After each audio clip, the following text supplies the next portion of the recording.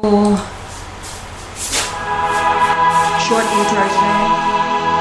The Go Lightly Martial Art, freedomtalkradio.net.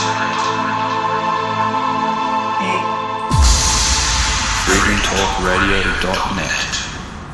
Alright, it's all over. Straight into the show because we've got some exciting things happening. What's today? Sunday, and it is February the 15th, 2015 from Toogoom, Queensland, Australia, the home of the Lord Jesus Christ, Ryan Leonard Golightly Marshall, the image of the Shroud of Turin, announced by Pope Benedict XVI on March the 12th, 2013, the day the conclave convened, the day before the election of the Antichrist known as Pope Francis. All of the cardinals had been alerted that the Christ is back, and still, instead of stopping everything for an investigation, they went on with their agenda, which was to invoke, well it is, it's invoking the Antichrist, Francis, who is a crypto Jew at the top of the heap of a very stinking dung pile. We all know who they are. So, well, it's so obvious it has to be this way. Yes, it is. Because it's prophecy. Antichrist's got to come forward. That's right. Been identified. A lot of people yap on about the Antichrist. Don't look for Christ here, don't look for Christ there. Well, why not? It's in the bloody Vatican, that's why. All these wankers around the world saying that they're Jesus. And this idiot in Australia, his mother told him, or something told him when he was a child, and that's it, he's Jesus, right? And he gets on the front page of the he gets an hour on national news, and absolutely. gets to travel to London and is interviewed by Alex Jones and all the rest of it, who's Well, in then he's a London at the wanker, same right? time. He's a total fuckwit, and he has no evidence at all, apart from what can be learned. But I mean, it has to be. So I'm happy about that, because it's almost over. Looking good in the stars every day, getting better. One day closer. Now that we've Should be all encouraged by that when you get up in the morning. You're one day closer. one day closer to the release. Yeah. And disregard any of the Hindu prophecies, etc., etc., etc. Otherwise, they'd have to be Absolute waiting for another rubbish. 427,000 years before relief. Hello! I'm not waiting another moment longer. Monday is our luncheon date again, with half the world turning up in a tiny little apartment in Harvey Bay. Lunch produced by Edna, compliments of Grace and Pete, who is... By the way, the number 4270 from 427,000 is poverty. There you go.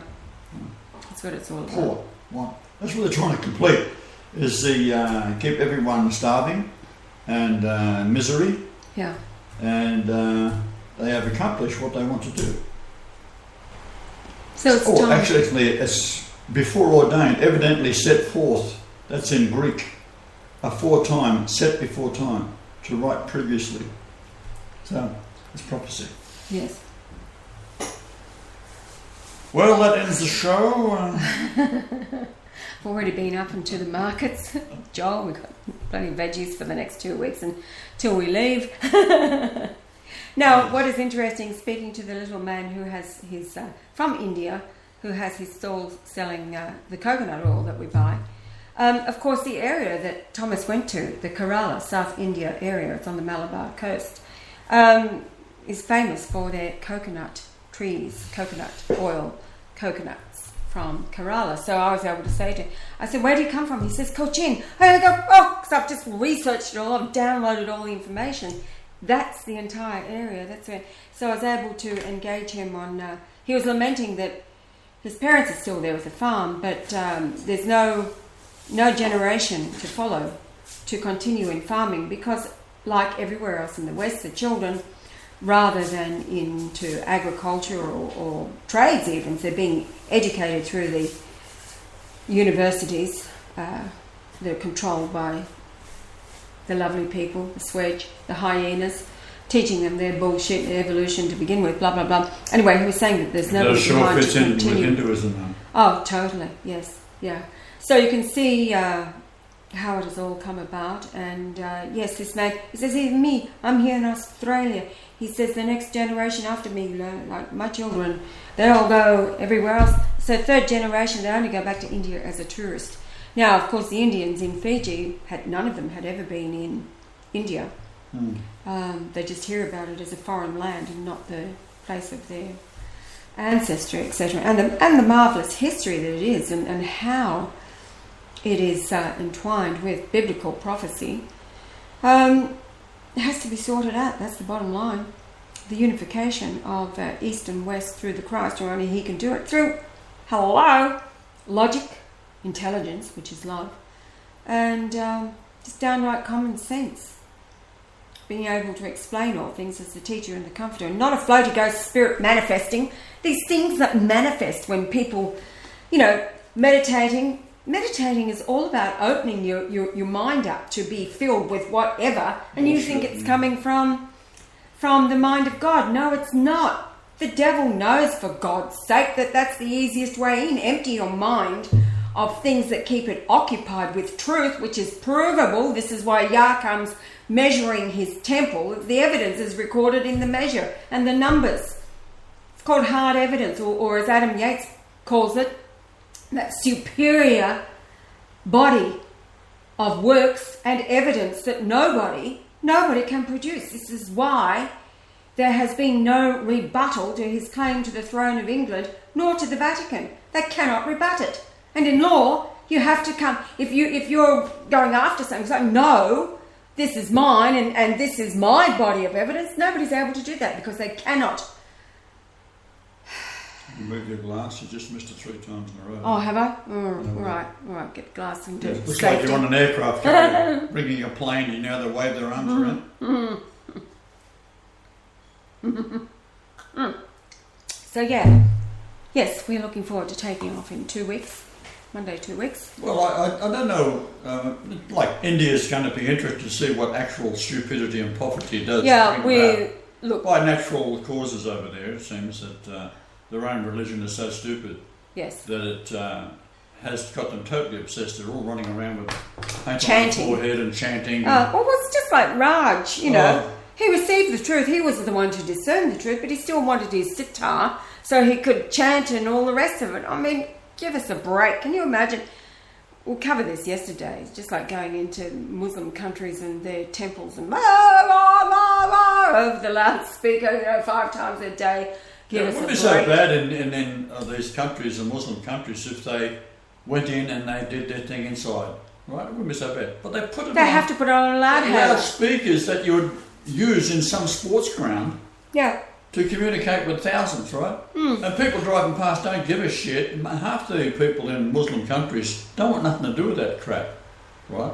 We found a lot of people that just they're so sick of it. Well, it's like the Christians. They find that the ones that are going to the temple 5 times a day and all the rest of it are the biggest thieves, robbers, liars and all the rest. It's the same in the world of Christianity. Hello? Don't associate with it because, Christianity is after Paul, the devil. It's the Jew. It's Judaism. Right? It's got nothing to do with Jesus. Never did. He is the way, the truth and the life. So you live in the Hindu, understanding of things, they've got it right about Dharma, which is all about living a righteous life, a righteous and holy life. That's the way. Where they've got it wrong is the endless swastika on their shoulder. Yeah, well, the endless cycles of reincarnation and being with God is all in the third heavens. It's all about travelling. The solar system travelling northward. We continue to travel northwards at 69,000 kilometres per hour. Otherwise, we couldn't exist. Everything's spinning and in balance. That's what the creation is all about. So reaching the third heavens that they're talking about in these ancient prophecies, that's where we're headed. But you've got to be on the good ship Lollipop, the ark, called the earth, his temple and his footstool. What's a footstool? You've got your feet on it. Plonk.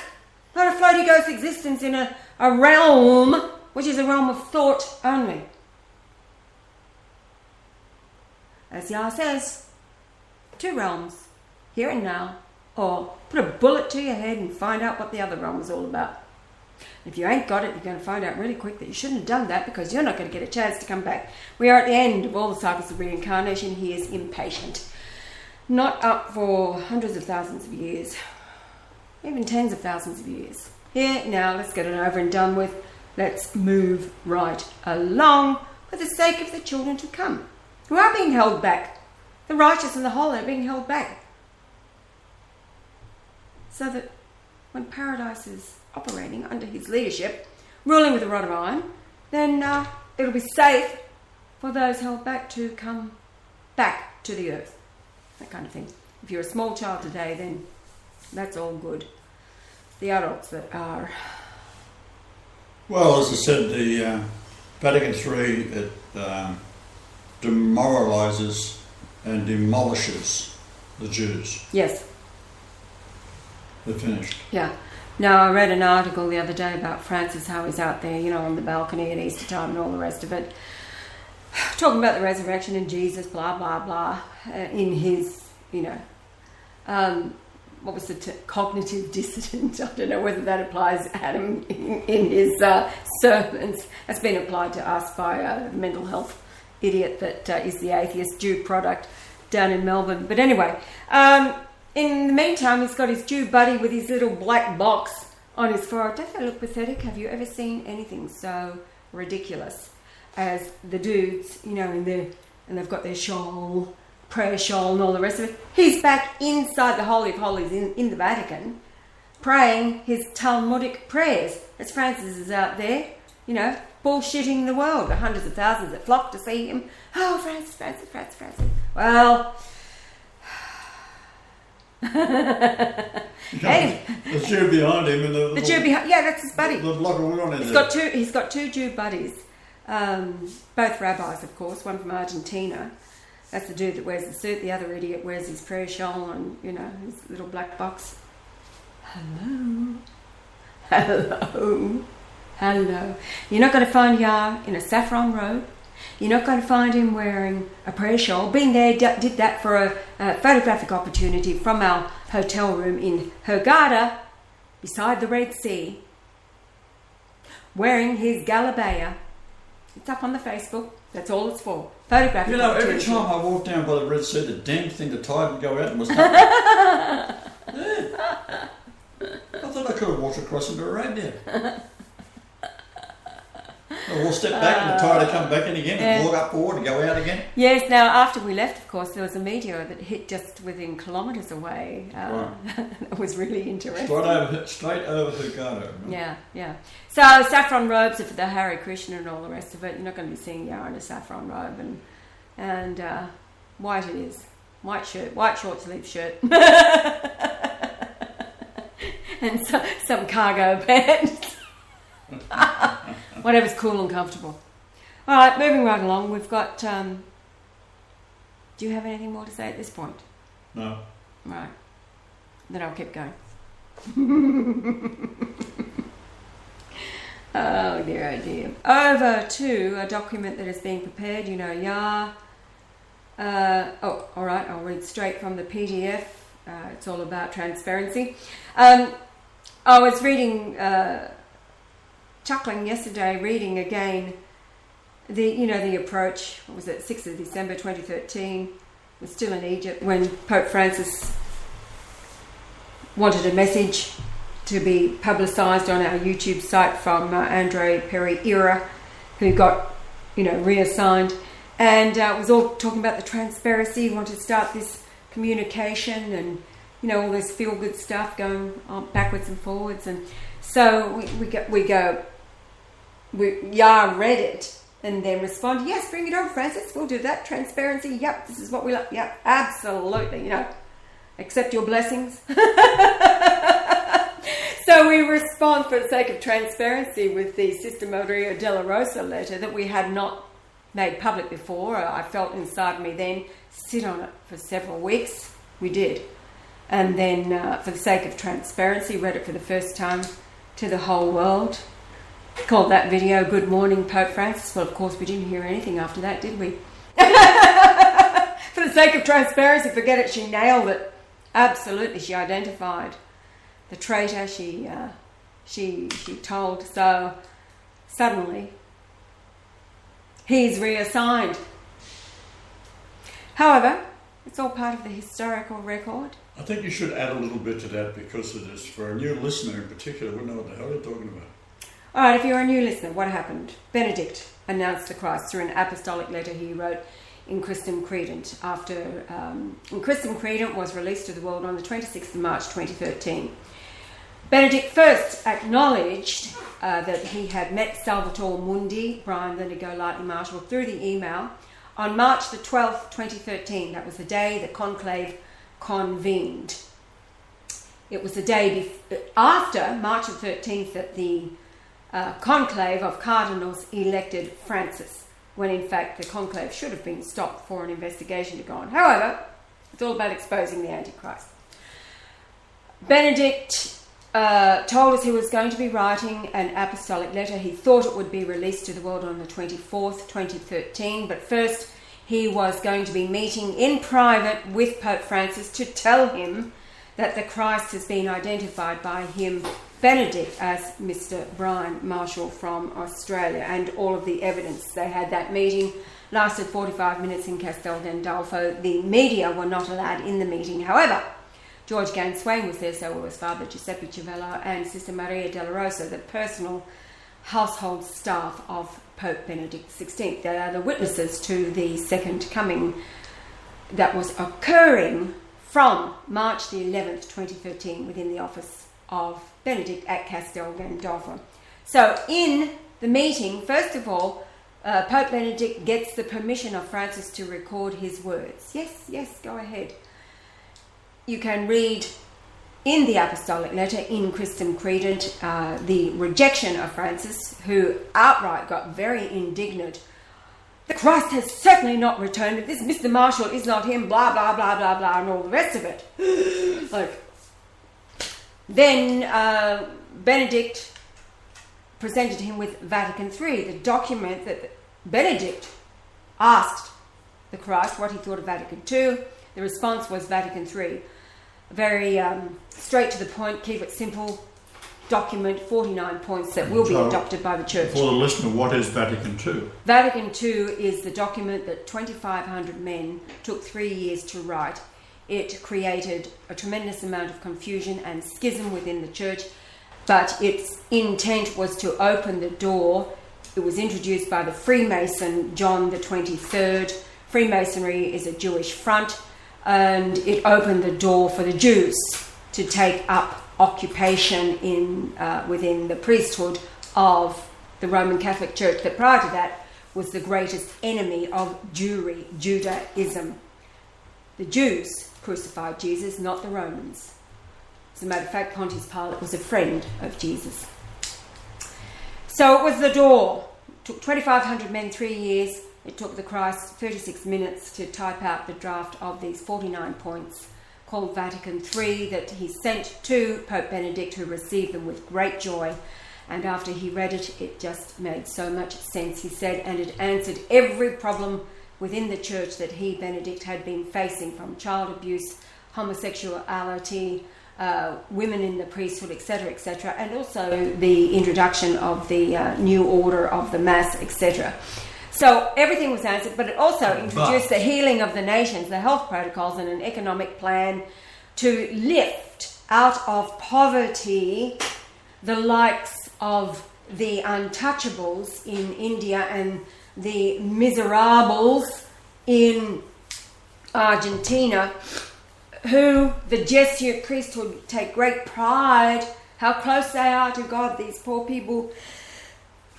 Excuse me. And so they get their rocks off, if you want to be crude about it, by being amongst the poor who are deemed to be close to God because they're literally sucking the energy. So they dress in black, for God's sake. Anything dressed in black all of the time, it's an energy sucker. It's darkness.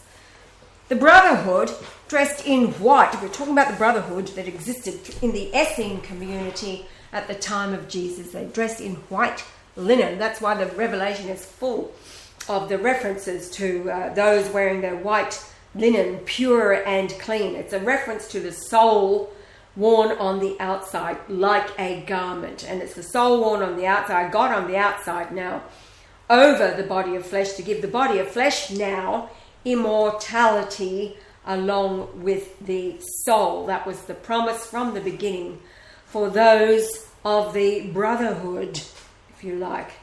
And of course, it's a white man's religion. That's what the Essene way, truth and life, it's to do with Shem, blue-eyed, white-skinned, tall, from the north.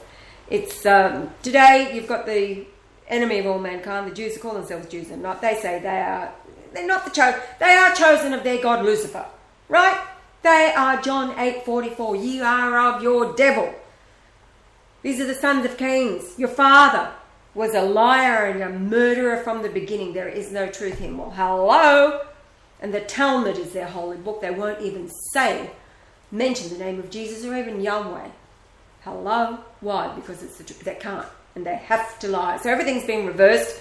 You've got the Christian world today, which follows after Paul, which is of the devil. Paul's soul, he was a devil that Jesus warned would come after him.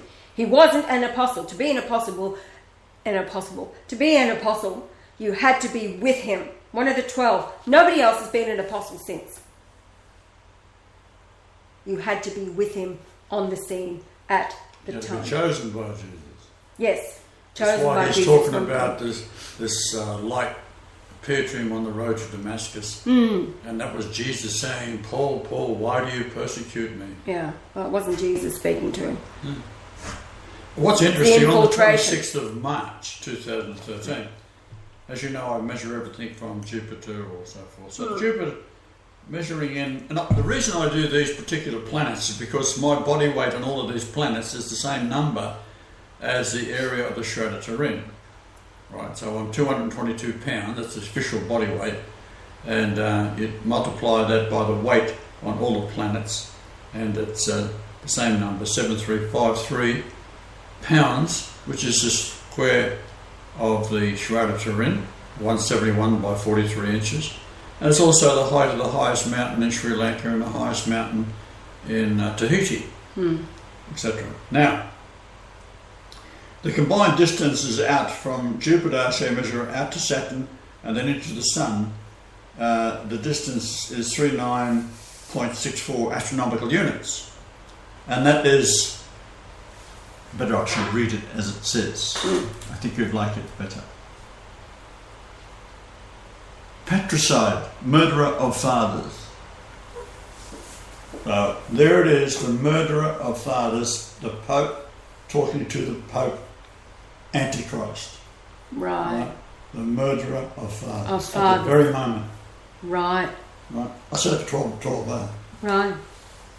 12 o'clock. Murderer of fathers, and that's exactly what he did when he was Archbishop at the time, during the junta, the military junta of Argentina, and he locked out.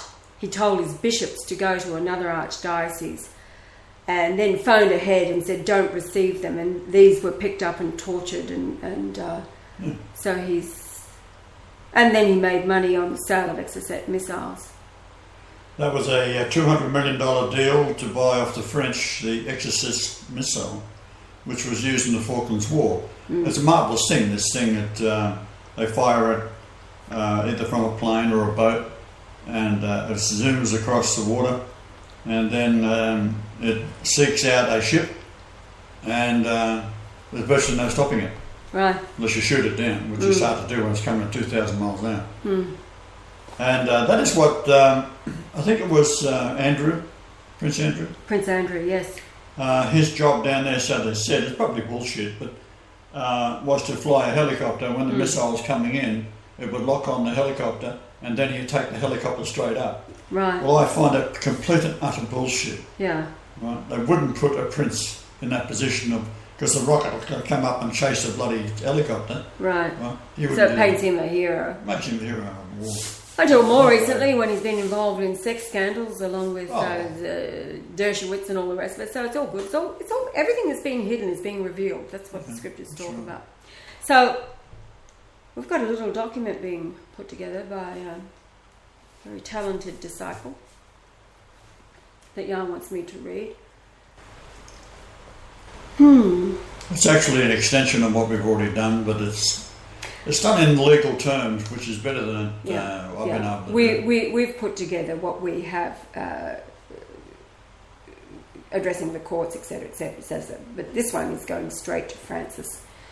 And because the Vatican has within it a tribunal, of course, and there's a dude that he's put there since November as head of that tribunal, as the head judge.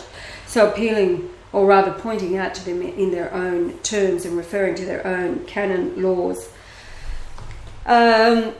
This is called Synod Magisterium ex Cathedra, and then it's Questione Romana. Declaration.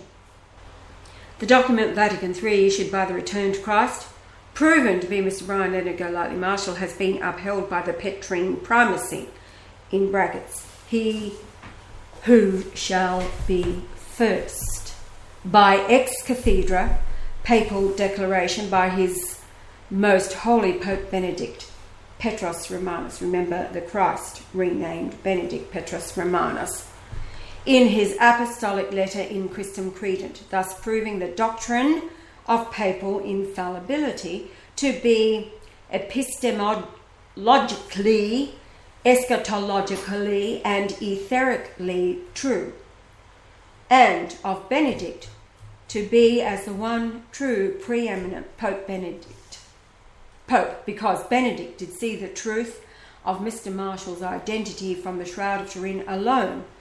And then he's got De Throno exhibit fidei sedem secundo adventus. So that's obviously a reference to the second coming.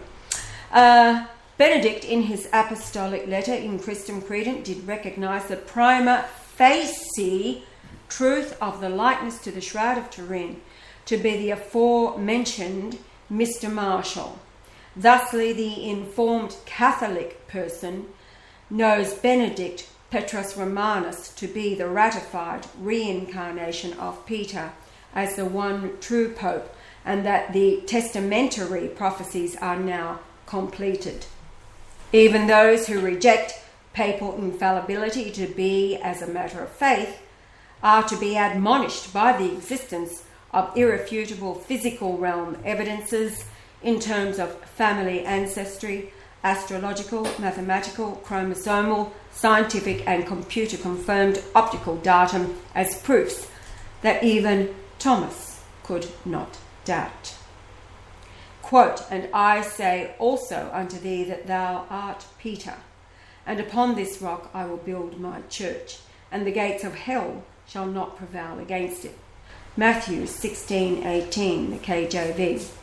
It is the testimony of today's Petrus Romanus by In Christum Credent that the Bible speaks to us of in the above prophetical passage as the proof of papal infallibility that was to come in this present day. It is due to his recognition of Mr. Marshall as Christ returned that proves to the Catholic participant, in brackets, faithful, of truthful intent, the true infallible Roman Pontiff speaks de throno exhibit fidei, out of the seat of faith, sedem secunda adventus, the throne of the second coming, and that he has defined new doctrine ex cathedra concerning faith and morals, and it must be held by the whole Church, referring to Vatican III. In Christum Credent is Peter's rock. Love it. It is his rock in the sense of a weapon to throw at the enemy.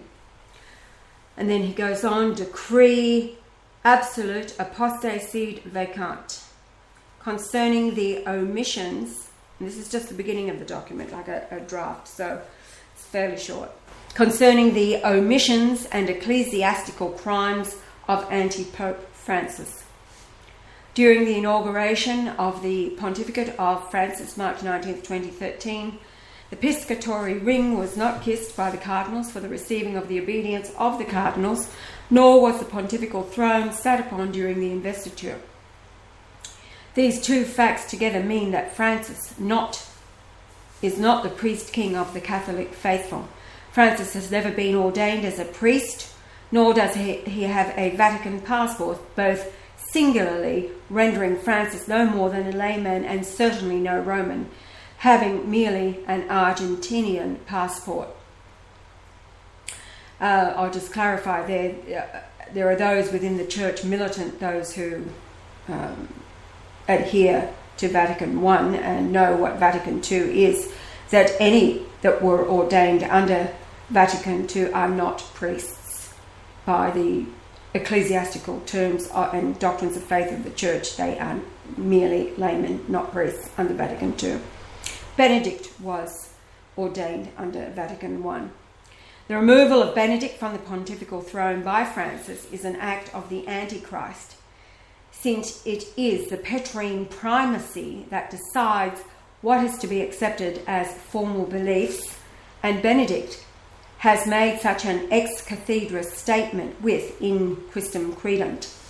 This had been done a priori to the inauguration of Francis, rendering that appointment a nullity. At that time, Francis had then so denied the original divinity of the apostolic authority with a priori knowledge, making the nullity willfully fraudulent. That's the beginning of the document. So it's a work in progress, and it's from the mind of Adam Yates, who is doing a marvellous work. So I look forward to that. This is David going up against Goliath here, if you want to liken it to...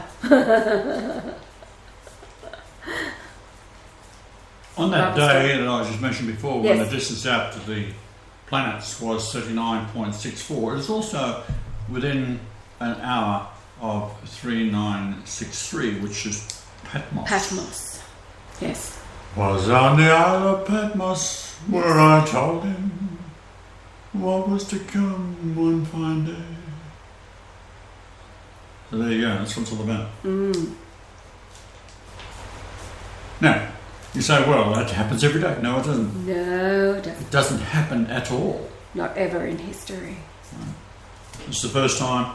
The problem is that you've got to consider there's 30 years for a orbit of Saturn, and it's varying every day the distance to it. Jupiter is just over 12 years, and of course then you get into the inner planets. You've got Mars, it's 685 days.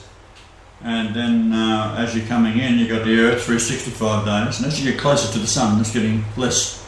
So you've got 225 days for Venus, and then you've got 88.8 days for Mercury. And then, of course, the Sun is the point it all revolves around, which is travelling northward at 69,000 kilometres per hour. And that is why the planets don't get sucked into the Sun itself, because if the Sun was stationary, the planets would have a very, very short time. They'd be all pulled in and burnt up. So the nuclear fusion rate of the Sun is converting hydrogen to helium at 657 million tonnes per second, and that's how many times the word Lord is found in the King James Bible. So anyone who's out there who knows Protestants or are a Protestant, everything is based on the King James Bible, then you should take into consideration that King James was a Catholic. So what you're reading is a Catholic Bible. It's the only authorised Catholic Bible by the actual descent of Jacob, and his name, James, in Hebrew is Jacob. In French it's Jacques. And that's why the flag is the Union Jacques. It's the Union of Jack. Because he put all the flags together of France, which he was king of, England, which he became king of, Wales, Ireland, Scotland. So when they all come together, you lay the flags on top of the other, they have this beautiful flag, the Union Jack. That's what it's all about. Yeah. All right, just want to clarify something for Adam, who will be listening to this as soon as we finish recording.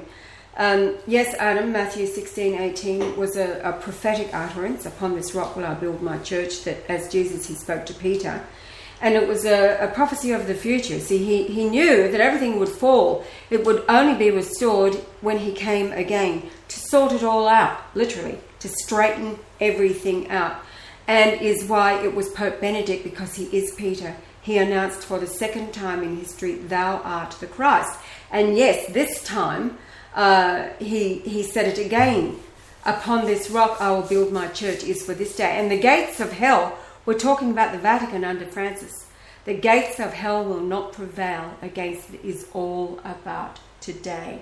And you are right when you refer to in Christum Credent being the rock, that Peter, whose name also means stone, it was the knowledge. It was Petrus. It was a play on words on his name, but also the knowledge, the information, which is the rock, that he will build his church today. Now, also, the kingdom, as Jesus, if you read, I believe it's in Matthew, he talks specifically about this gospel of the kingdom being preached to all four corners of the earth, and then the end will come. Well, the gospel of the kingdom has not been preached at all. How can it be? He hasn't been here. A kingdom can only be when the king is in residence. Not in a faraway, whatever nation, or not on the planet. The kingdom can only exist when the king himself is in residence. So what has been preached prior to all this is not the gospel of the kingdom. As a matter of fact, all have got it wrong, because they've been focusing on the floaty ghost existence as a spirit in an ongoing, everlasting existence as a floaty ghost, and not the truth of the footstool, feet of clay on the earth, and the kingdom being established on the earth, which was the purpose of the Lord's Prayer. So the gospel of the kingdom has not been preached, and that is another point of Vatican III, if you read those, where he says only the gospels of Jesus will be preached and taught from the pulpits, but it's Jesus returned, referring to the prophecies of Isaiah and the other prophets fulfilled in Brian Leonard Golightly Marshall, and the love of Jesus for the children to be back here in hell with you, overturning. So the gospel of the kingdom has not been preached. So that is what you'll read. Benedict said he would dedicate, and he's talking about gathering all together, when he takes over again, gathering all together from four corners of the earth, that it will be Vatican III, all of its points implemented, and that will be the preaching of the kingdom come that will reach all corners of the earth. And then the end will come. End of what? The geopolitical construct that has been implemented by the Crow Rothschilds and his minions, the Jews, who call themselves Jews and are not. The Legion, 30 Legion. And this gospel of the kingdom shall be preached in all the world for a witness unto all nations, and then shall the end come. Yes.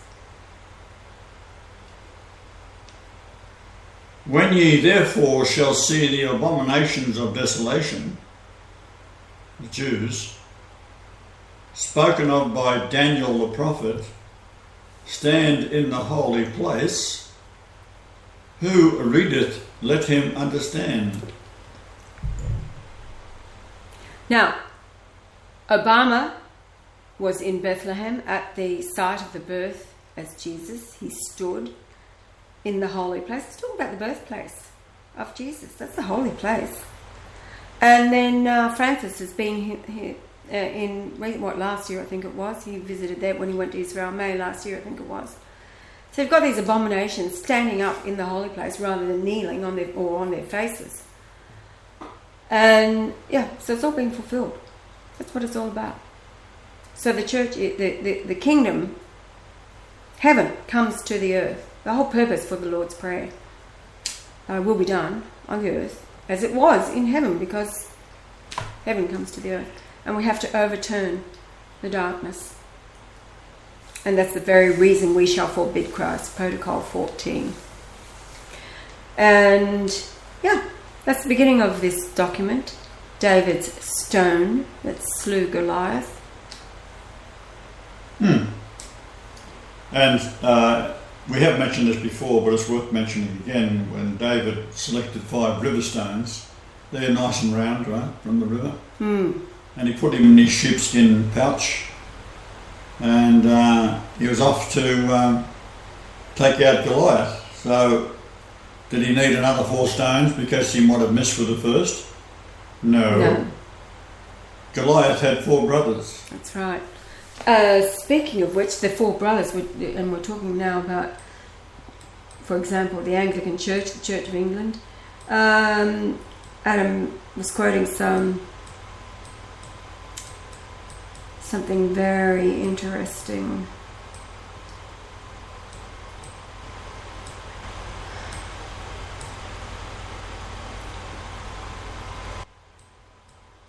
We did the numbers on Adam, and it comes up with the number 1555, and that is the word Goliath. Well, Goliath is represented by the church today, so the Catholic Church. And then you've got the brothers, you've got the Church of England, of course, Right.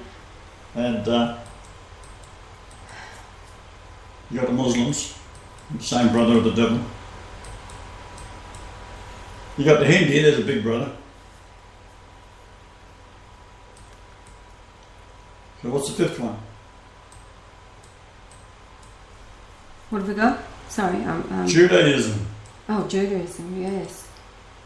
Well, that's the first one. Everything else falls after that.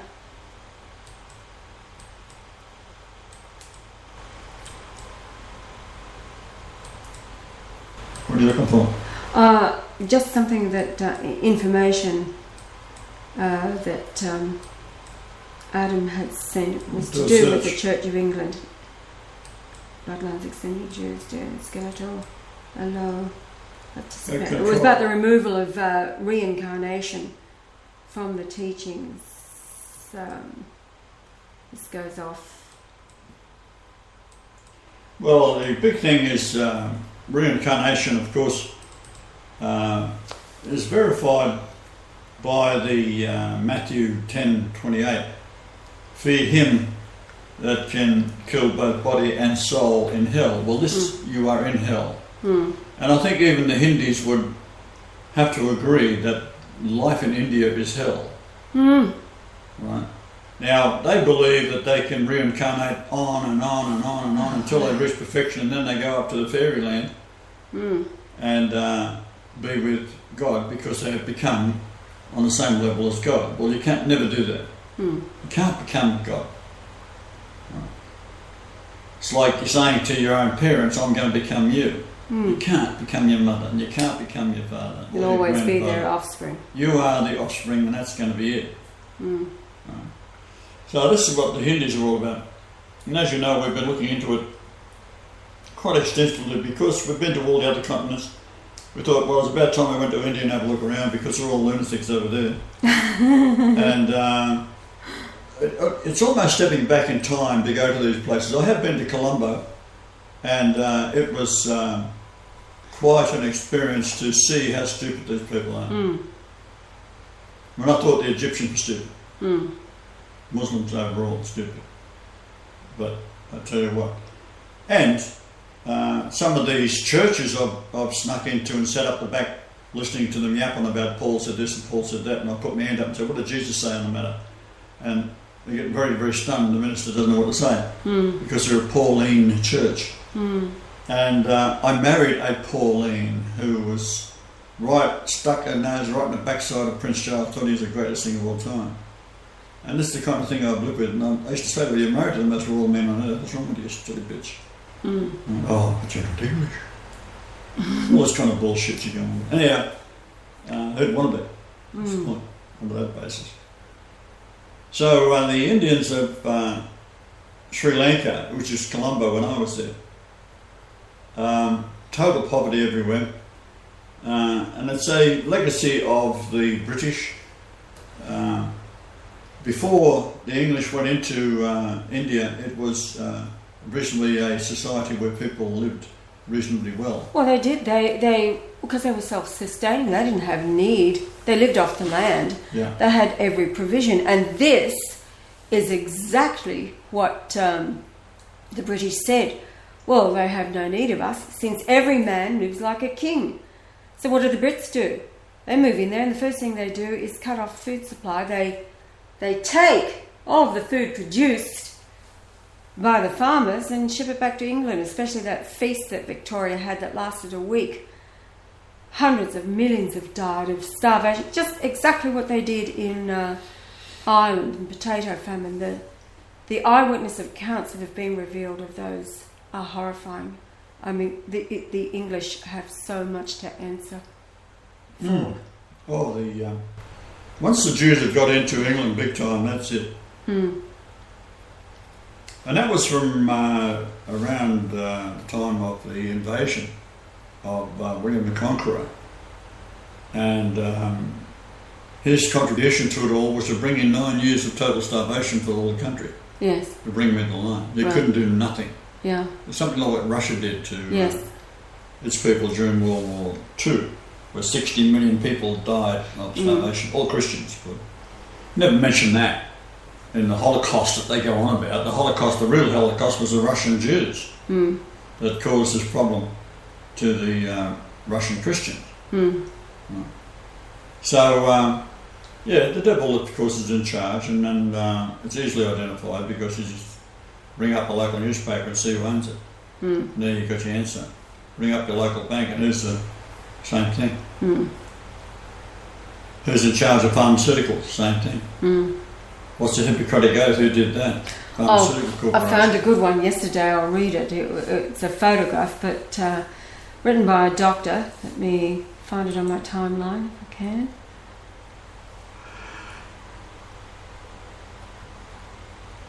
Here it is. So this is out of a book. The doctor is A. Greenberg, MD. Quoting, "As a retired physician, I can honestly say that unless you are in a serious accident, your best chance of living to a ripe old age is to avoid doctors and hospitals and learn about nutrition, herbal medicine and other forms of natural medicine, unless you are fortunate enough to have a naturopathic physician available. Almost all drugs are toxic and are designed only to treat symptoms and not to cure anyone. Vaccines are highly dangerous, have never been adequately studied or proven to be effective, and have a poor risk-reward ratio. Most surgery is unnecessary, and most textbooks of medicine are inaccurate and deceptive. Almost every disease is said to be idiopathic, that is, without known cause, or genetic, although this is untrue. In short, our mainstream medical system is hopelessly inept and or corrupt. The treatment of cancer and degenerative diseases is a national scandal. The sooner you learn this, the better off you will be." Written by a doctor, an honest doctor. They're few and far between. Now, we were watching this movie last night. What was it? Julia Roberts one. Julia Roberts, What, in about the 90s was it made? Well, she was very young in it, so it would have been one of her young. first movies. She's actually quite good looking in it, that's surprising. Because she's certainly not today.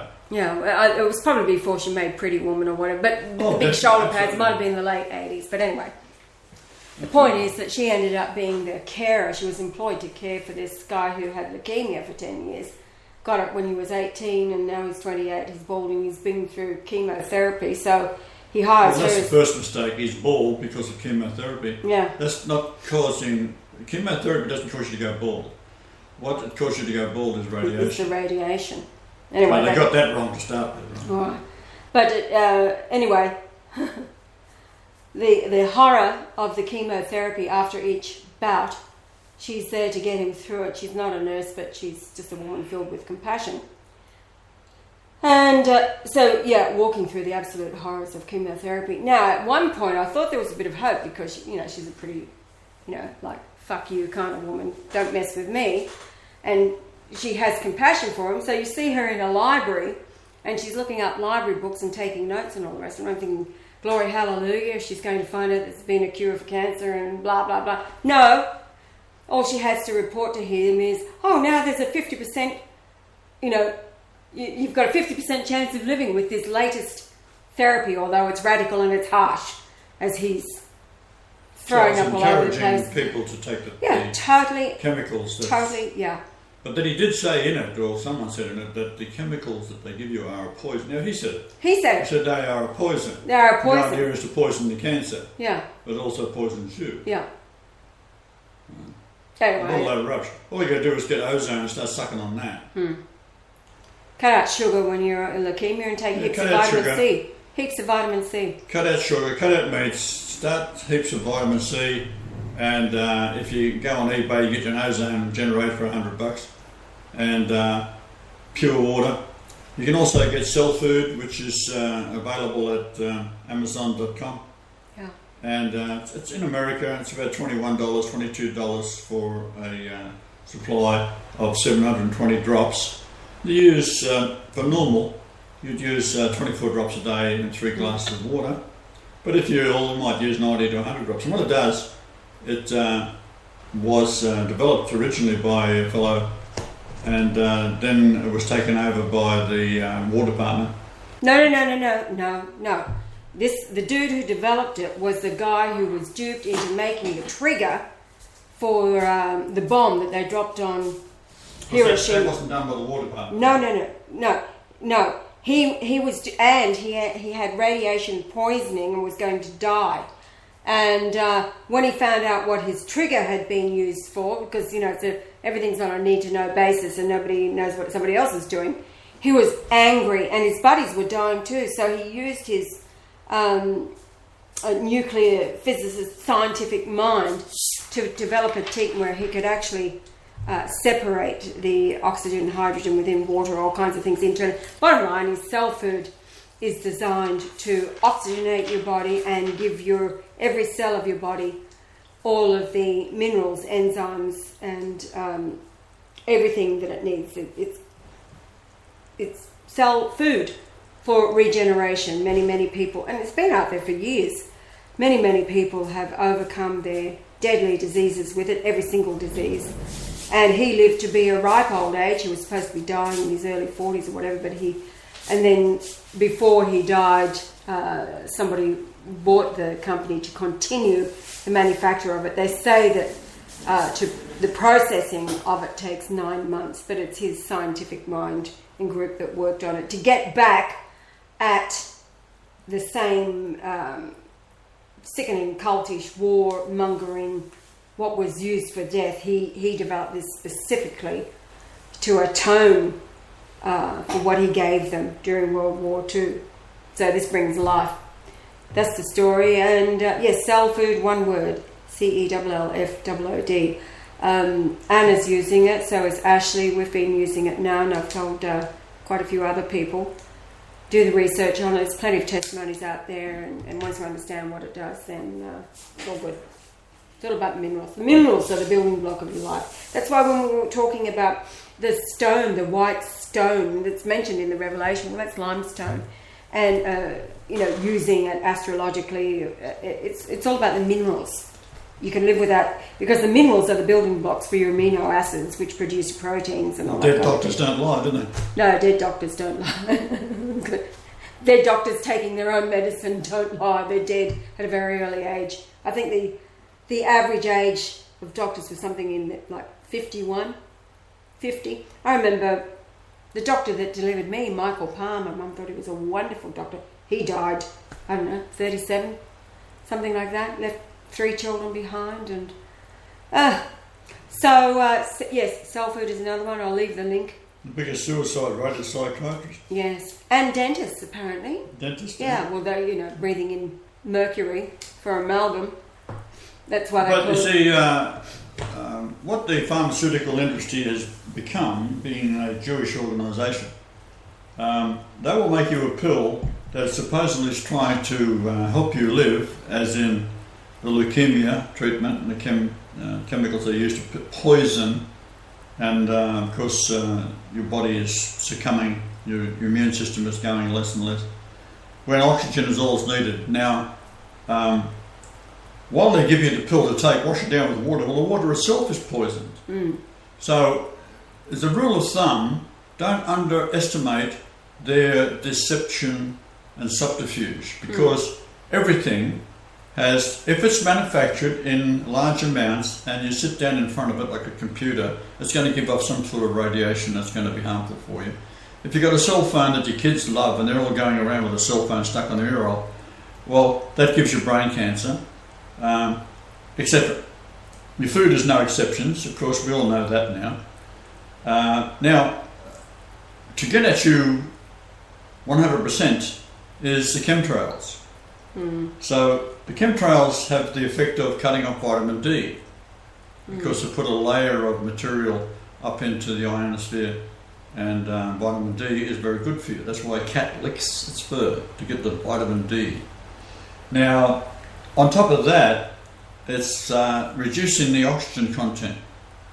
So if you go back to the pre-flood conditions, and we know the flood happened because it's in every ancient reference, there's 600 or more references to it throughout the world in primitive lands. No connection to anyone who is raving on about Bibles and Allah and all this bullshit that people go on with. There's ancient times, pre all of this, references to the flood. So it happened. Not a problem. I've already explained that how Mars bumped into the earth and all the water rushed off. And that'll take us to India in a moment. And but the primary point is that the oxygen level has been reduced by 50%. So where it is something in the neighbourhood of 20% now, it used to be 40%. And animals and people all live longer lives and disease-free. Now if you go to India, which of course, as you know, we're going to go and have a look there, we'll just wing it, whatever happens, right? I'm not particularly interested in talking to anybody over there. No, right. I mean, all our people are sending letters off here and there, that's fine, we've told them what to say, not a problem. But if it bears fruit, good. If it doesn't, it doesn't. I don't care one way or the other, because it's all over but the shouting. The curtain's going down, right? The actors are on the stage all taking their final bow, and it's called Francis and Benedict. Right? That's the big battle, the two anti-witnesses, if you like. So we're just going to go there and settle back. However, when we go into the ancients of the gods that came to the earth, in particular we're talking 5114 BC, the good god and the bad god, January the 10th and January the 11th, they all come up, and I explained that yesterday, how it's all based on the precession of the equinox. So whatever the North Star was at that time, they say, okay, we now go into planetarium software and look up and blah, blah, blah. It's in the Mahabharata or it's in the Vedas, and it gives you all sorts of details. So therefore this dates it. Well, that's wrong, because all you got to do is put a tube up in the air on a tripod and look at it at the North Star and move it back 2,000 years or 10,000 years, whatever you want to do. Those stars are still sitting above there. So when you move it over to the left or right, you're going forward or backward in time, and you can fixate on that star at that time, which then was written into the Mahabharata or the Vedas and etc. And of course then they come up with, oh wonderful, we now know what they're saying, and we know it wasn't bullshit when it was. So this particular verse gives us a point in time that we can now calculate, because blah blah blah what happened, there was this and that and so on and forth. And what they come up with is this date. But unfortunately for them, they come up with January the 11th. However, what they're trying to do there is predate the nobles that came down, the blue-eyed people off the ark. So how do we tie it all together? Well, there is a city off northern India that was supposed to be where Kali was, and a battle happened, and there was UFOs and all sorts of things going on, and rockets that were sent up, or rays of light and all this kind of thing they described, and they, in modern terms, described as being laser beams or something like that. When you read the thing, what it's actually talking about is a fire came down from heaven, or a fire was shot up into the air. Like they did that with the Greeks and the Romans when they was firing bloody balls of oil, wadding at the sails of the ships to set them on fire. So if you was described that in the terms of being on the island of Patmos, and you were to watch that what would it be? Well, it'd be a fire raining down from heaven as in Sodom and Gomorrah, etc. It all has that same connotation because of what you've been taught and bullshitted to of how you think of things. Right? Instead of saying, well, it's just a rag soaked in oil with it inside a rock and fired at a sail. Right? But that becomes exaggerated to the point of you understand it from today's perspective of knowing what rockets are, etc. Yeah. Well, it's like trying to describe cyberspace today, like lightning flashing from east to west under heaven. Well, there's this little Dwarka, I think it's called. It's off the coast of India, and it's 5 square miles. They recently discovered it, and well, I say recently, in the last 20 years. And it's got all the walls of cities and so forth, of the city, and buildings and roadways, and they've gone down with their aqualung on to have a look at it. Now, when you, if you know anything about being a diver, you can only go down so far. Go below 150, 160 feet, it's pretty, the pressure and the nitrogen that builds up in your blood, you can only stay down for a very short period of time. So therefore, when you see divers flopping about in the oceans looking at these ancient buildings, you can say, well, how deep is it? They're not necessarily being specific about how deep it is, but what it is, I can guarantee you, is around 168 feet below sea level. Why is that so? Well, mathematically, you take the water that was covering Mars, and I've said many times how Mars bumped into the Earth because the distance out from the Sun, whether it be a grain of sand or Jupiter, is orbiting at the same speed because it's being pulled by gravity behind the Sun as it moves northward at 69,000 kilometres or 43,200 miles per hour, approximately. And the Sun bobs back and forwards. So the last time it dipped down was at the time of the flood. Now what that caused is the shifting of the planet's orbits so that Mars was moved from within the orbit of the Earth to be without the orbit of the Earth. And Venus was closer to the Earth than Mars was. But close, they were both close. And when this occurred, Venus went one direction and Mars went the other, and as it's coming out, the orbits of Mars and the Earth lined up. So they're both doing the same speed, orbital speed. If it was stationary at that time, you'd look at, say, 360 days or so for the solar year at that time. And Mars was very, very close to the Earth. So being a pole magnet, both being made of iron, they get drawn towards each other. So the south pole of Mars starts to attract towards the north pole of the Earth, being iron base, and slowly they came together. Over a 40-day period, the rain was coming in the account of the flood story. And what was that? Well, the sea, which was fresh water, started to flow onto the Earth, being drawn by the magnetic field. And what you have then is a deluge of an enormous amounts of rain, until finally the most of the sea was between the Earth and Mars, and the gravitational field of the planet Mars was pulling the oceans of the Earth up to enormous heights. And it did cover every mountain, that's for sure, because the height could have been 100 miles or more. So the Earth is rotating through this ocean of water. Wow. And of course, you're sitting there in Australia or whatever the case may be, you'll come to a very high tide, right? Even though it might be on the southern hemisphere, you're coming to a very high tide. So finally, when the planet Mars bumped into the planet Earth, you had this enormous sea between the two, and the sea acted as a cushion. So when they bumped together, the amount of power in that slight impact, even if it was only a few miles per hour, would radiate around the inner core of both planets, and you'll see that Olympus Mons on Mars is over 16 miles high, which is enormous. And it blurted out several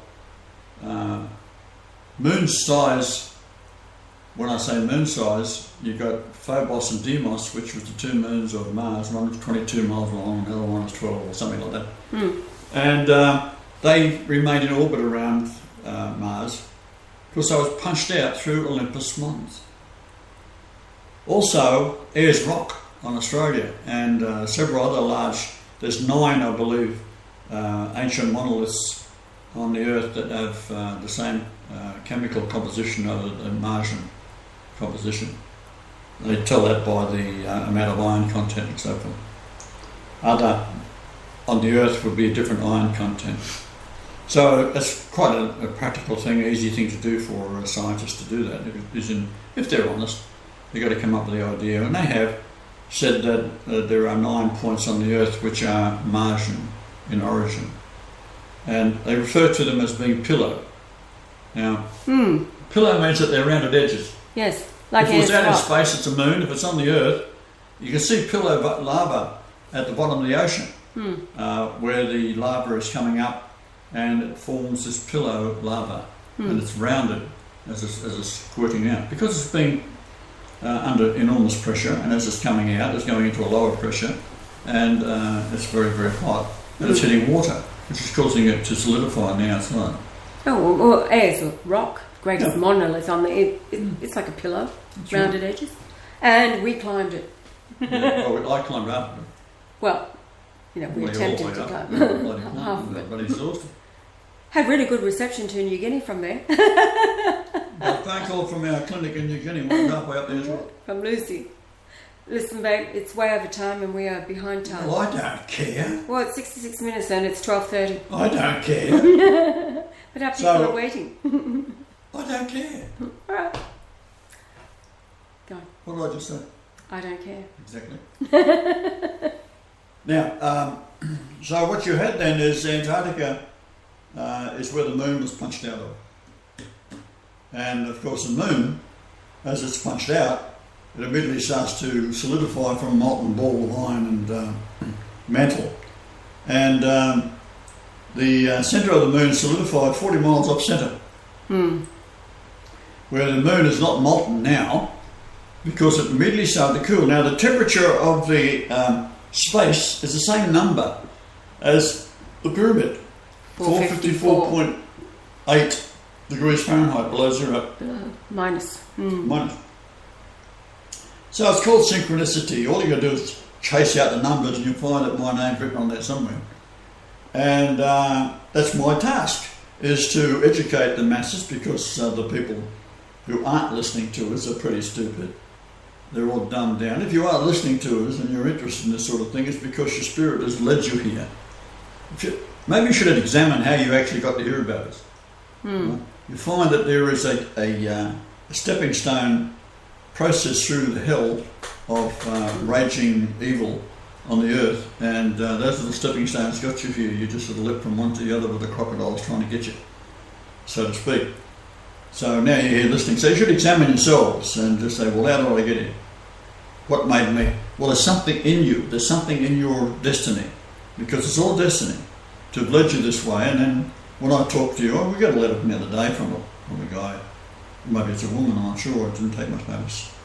I think you read it out. Was to do with how they appreciate straightening it all out for them.